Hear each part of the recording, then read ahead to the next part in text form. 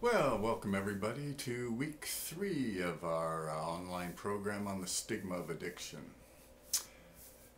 And this is an interesting week because the family program is coming. I don't know if you remember your time here, but you will know that the week before family program is almost inevitably the most chaotic time at the center.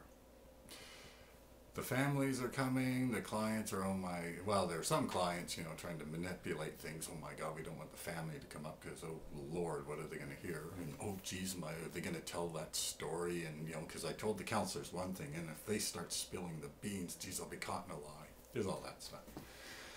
But one of the biggest things that going on, so there's lots of worry going on. But one of the biggest things going on is, oh, please, Geoff, will you please tell the family members that, what we did in active addiction, that really wasn't us, right? Like this necessity to convince the family that they really aren't bad people.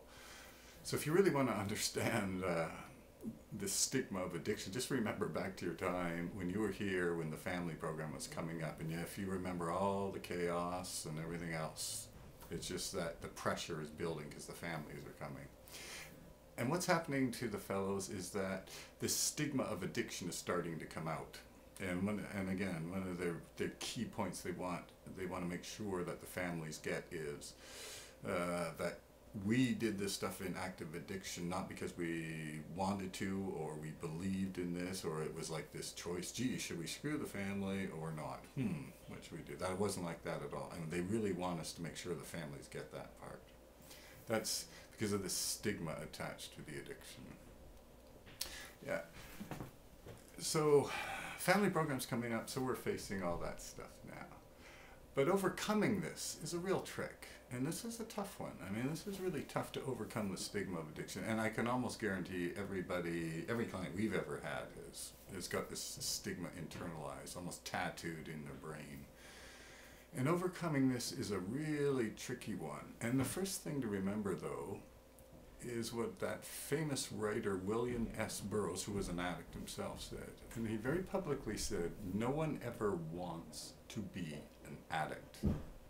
And that's true, and that's, as you know, that's backed up by neuroscience studies. We now know that there is some vulnerability to the addiction, not just anyone can become an addict. Statistically speaking, it's about 1 in 10. So that there is a vulnerability there. It's not this clear choice. And again, I don't know of anyone who's, when they're young and just has a dream and, oh geez, I want to grow up and become a drug addict and, ruin my physical health and destroy my relationships and spend all my money. No one ever does that. It's not this kind of choice. It's not this kind of moral action at all. So to remember that. And another thing to remember is that your job in recovery is not actually to change other people's minds. That scientist I talked about, Carlton Erickson, he recounts the story of this person who was given an invitation to go hear Betty Ford talk, and she was talking at a fundraiser for alcohol research. And the person scrawled across the reply card, "I would never give a cent to those damn drunks." Well, I mean, what can you do about that? And it's not your duty to try to change these people, right? You're going to be spending an awful lot of energy, and I'm pretty much guaranteed you're going to fail. So what I always suggest people do is when you feel the need to defend yourself and to change people's misconceptions about being an addict, stop yourself. You have more important things to worry about. If you really feel this need to change people's opinions, which, by the way, a lot of clients do. I kid you not. I mean, I know clients are heavily involved in politics right now and trying to change everybody's attitudes, but it's going to take a lot of time, and for the most part, you're going to be running into a lot of walls when you try to do that. And that's not your job. Your job is to go on and live a good life. So that's a good lesson. And another thing you can do is just catch yourself. I mean, have you ever called yourself a drug fiend? Have you ever called yourself, I'm just an old drunk? I mean, these are actually negative terms. And do you use these terms with yourself? I mean, I don't remember a lot of people with heart conditions going around just like putting themselves down.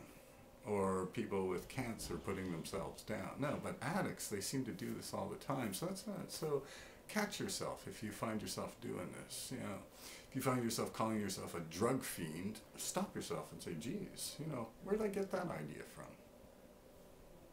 And it's tough, though, as I mentioned. I mean, I can think of all sorts of words for how we described addicts, and not many of them are very pleasant.